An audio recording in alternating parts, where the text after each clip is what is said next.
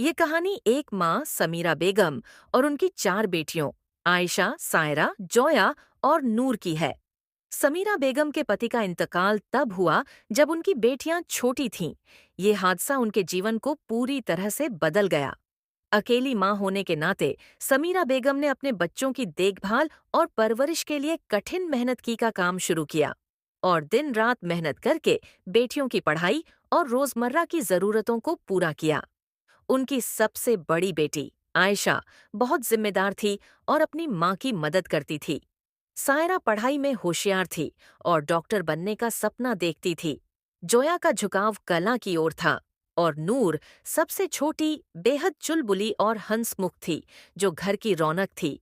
हालांकि गरीबी और संघर्ष उनके घर के स्थायी साथी थे, समीरा बेगम ने अपनी बेटियों के मन में कभी हारने की भावना को पनपने नहीं दिया।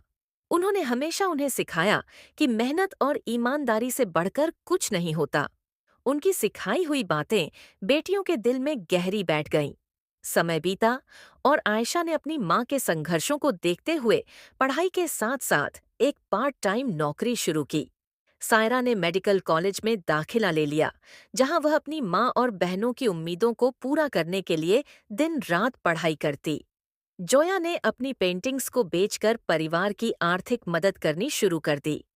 नूर भी अब बड़ी हो गई थी और अपनी बहनों की तरह पढ़ाई में अव्वल थी। एक दिन सायरा डॉक्टर बन गई और अपनी पहली तनख्वाह लेकर माँ के पास आई। उसके हाथों में रुपए देखकर समीरा बेगम की आंखों में आंसू आ गए। यह खुशी के आंसू थे। उन्होंने अपनी बेटियों को सीने से लगाया और कहा, तुम सब मेरी मेहनत और दुआओं का फल हो।